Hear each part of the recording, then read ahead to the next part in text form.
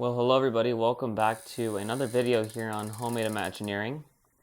Today I wanted to do a little behind the scenes look at my It's a Small World animatronic that I built earlier this year. And so let's get into this. So right off the bat here, this doll is specifically supposed to be an Indian doll.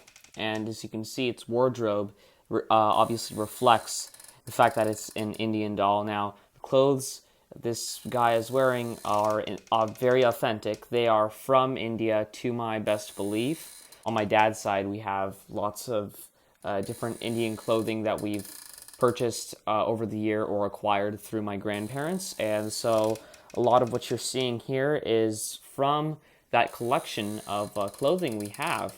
And so I think it's important when developing a character like this that the authenticity is there, and the authenticity really affects how the character is going to look and how you're going to pull off a convincing effect that this is a very, impressive figure itself, and the figure itself stands out.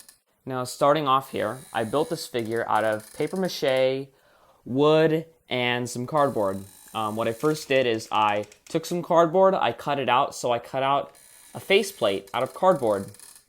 Then I took this faceplate and I put these wrapped up pieces of newspaper onto the faceplate to make it look three-dimensional. After I was done with that, and after I was done putting paper mache, or not paper mache, but putting newspaper in the back of his head, then it was time to put masking tape all around his head.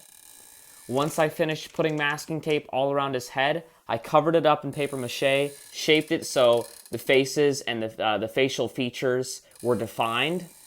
And once it dried up, I went ahead and painted it, put a little gloss over it, and it was complete. The eyes themselves are made out of clay, so I made little eye sockets when I was developing the shape of the face itself. And I put these little clay rounded balls or spheres inside of his sockets so they look a bit three-dimensional. And I put little whites of his eyes around it, and I tried to make them look as accurate to the ones in the actual attraction itself. And so I even gave him some eyebrows and some of the makeup around the eyes, just like the ones in the Asia section of the attraction. He even has a little hat right here. Now his hands are made of clay, and they are also painted, and the mechanism itself is pretty simple.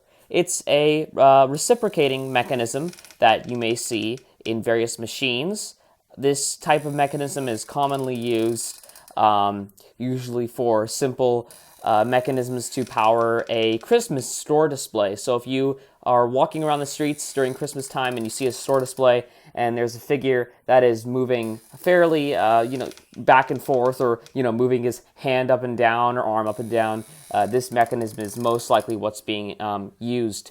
And so this mechanism is very useful because you can have a constant rotational movement with a single motor, and you can connect a rod to that movement that has a free, joint where it can move all over the place, and you can connect it to another joint where it is also movable. So that way what you can have is essentially a lever that's being pulled by this motor back and forth and pushed. So it's being pushed and pulled back and forth, and that controls really the entire figure itself and gives it a lot of, emotion to it. So I really like using this mechanism in my figures, and I think it's very useful when it comes to building animated figures, props, and animatronics. So this specific type of motor is called a synchronous motor. Now, a synchronous motor is a motor that provides two important functions. First, it is highly efficient in means of converting AC energy rather than DC energy to work.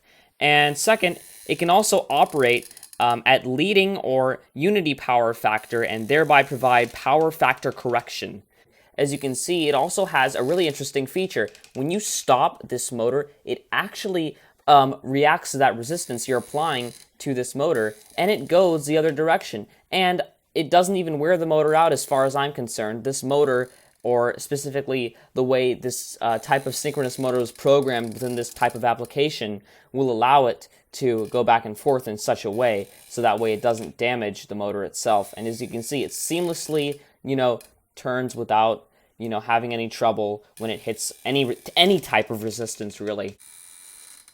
One last thing I really want to note is that this figure will be on display in the It's a Small World, a virtual community art exhibition at the Walt Disney Family Museum. Now, this is a virtual exhibit, so it is not in person. Basically, what you'll do is you'll have a virtual map layout of the museum itself, and you'll have these, little markers that you can press on your computer screen, and you can move around this exhibit, and you can check out the various pieces of artwork that people have submitted to this specific exhibit.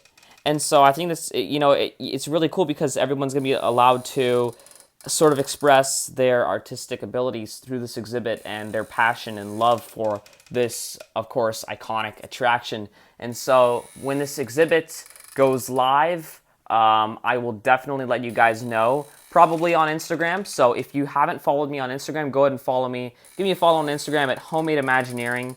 You'll probably find my account, but I will let you guys know there when the exhibit goes live, so you can check out not only this guy, but also everybody else's artwork pieces that they've submitted. So that's something that's really cool and something that's, coming up soon. So hope you guys can look forward to that. And that's going to do it for today's video on Homemade Imagineering. If you haven't already, go ahead and, check out my channel. Subscribe if you'd like. Leave a like, comment, and I will see you all later.